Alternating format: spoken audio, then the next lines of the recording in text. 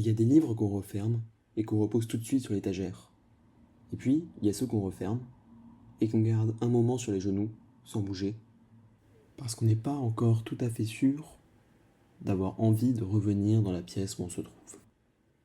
Aujourd'hui, je vous parle de 3 livres qui m'ont fait cet effet-là, et pourquoi vous devriez les lire.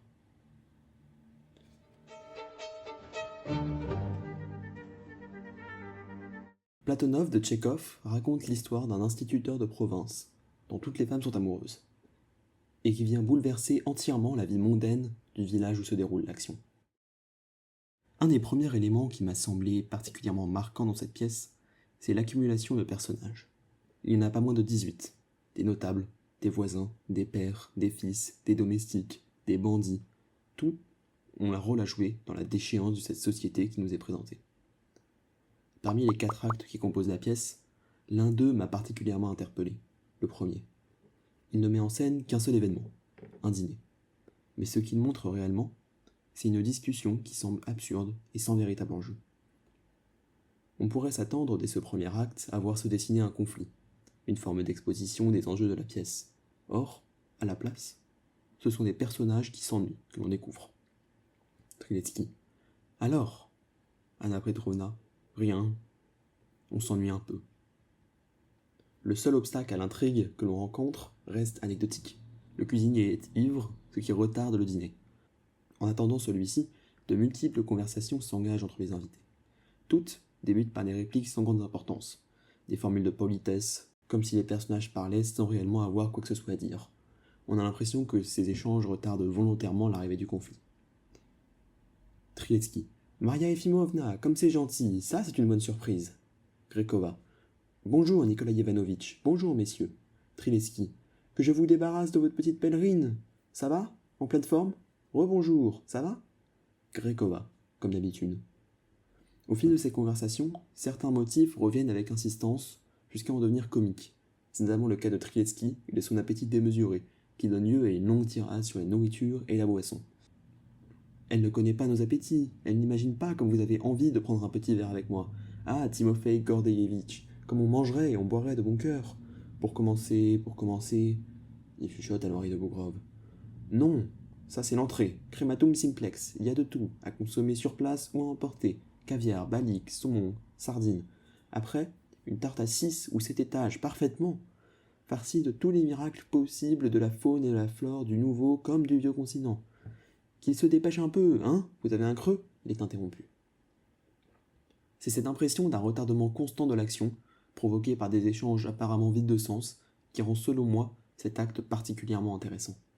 Un parallèle me semble d'ailleurs possible avec une autre pièce bien connue, En attendant Godot, de Samuel Beckett. J'ai en effet ressenti la même impression de bavardage absurde en lisant le premier acte de Platonov que dans la pièce de Beckett.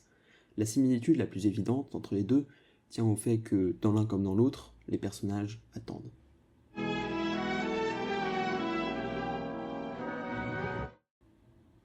Restons dans le théâtre, mais changeons radicalement d'époque, pour faire un bond de plusieurs siècles en arrière, en 408 avant Jésus-Christ. Les Bacchantes est une pièce d'Euripide, écrite alors qu'il séjournait à la cour du roi macédonien Archélaos Ier à Péla. Dans cette pièce, Dionysos apparaît comme un dieu vengeur et belliqueux, bien décidé à punir Panthée, petit-fils du roi Cadmos et cousin de Dionysos, parce que ce dernier refuse de reconnaître sa divinité. Pour bien comprendre l'intrigue, un petit rappel généalogique s'impose. Cadmos a plusieurs filles, dont 2 jouent un rôle central, Sémélé et Agavée. Agavée donne naissance à Panthée. Sémélé, elle, partage la couche de Zeus et tombe enceinte de Dionysos. Mais Héra la punit pour cela. Zeus parvient toutefois à sauver l'enfant en le dissimulant dans sa cuisse, où la gestation s'achève. Mais certains refusent de reconnaître le statut divin de Dionysos. Pour les punir, celui-ci se rend à Thèbes et transforme les femmes de la ville en bacchantes. Par la ruse, il conduit ensuite son cousin Panthée jusqu'au mont Cithéron, où les bacchantes le mettent en pièces sur son ordre. Ce qui m'a marqué le plus dans cette pièce, c'est le moment où Agavée, encore en pleine transe, rentre triomphante à Thèbes en brandissant ce qu'elle croit être la tête d'un lion. Ce n'est qu'en retrouvant peu à peu sa lucidité qu'elle réalise qu'il s'agit en réalité de la tête de son propre fils. En tragédie, on appelle ça une anagnorisis. C'est le moment où un personnage découvre une vérité cachée, généralement sur sa propre situation. D'ordinaire, cette scène de reconnaissance apporte une forme de vérité, parfois même de délivrance. Ici, c'est l'inverse. Reprendre conscience ne fait qu'ouvrir sur l'horreur la plus totale. Ce basculement m'a semblé être l'un des passages les plus glaçants de tout le théâtre antique.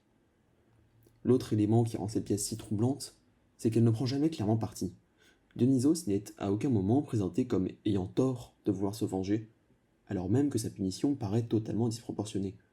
La seule faute de Panthée, c'est d'avoir douté. On pourrait y voir une critique voilée de la religion et de son arbitraire, ou au contraire, un avertissement sur les dangers de nier le sacré. Et c'est peut-être cette ambiguïté, ce refus de trancher, qui rend les bacchantes toujours aussi vertigineuses aujourd'hui.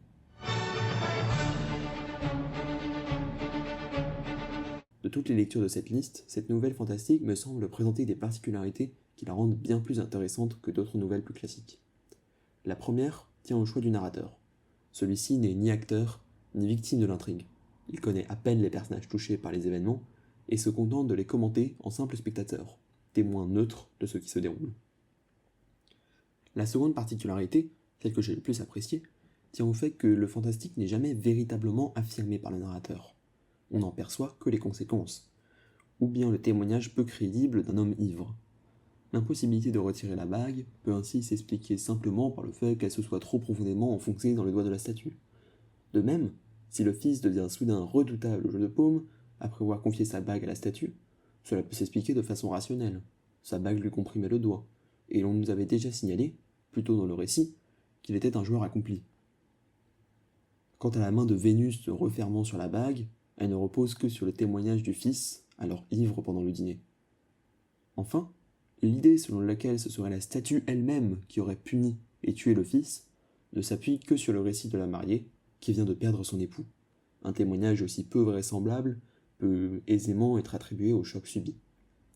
Le meurtre trouve d'ailleurs une explication plus rationnelle, dans la vengeance de l'Espagnol, même si celui-ci finit par être relâché par la police. Tous les événements fantastiques trouvent ainsi une explication alternative, plausible, ce qui installe le doute jusque dans la perception même du lecteur.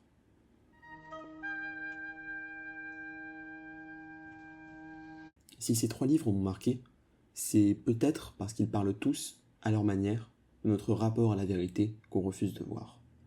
Que ce soit par ennui, par orgueil, par doute, et c'est peut-être aussi pour ça qu'ils continuent de nous parler des siècles après avoir été écrits. Sur ce, à bientôt.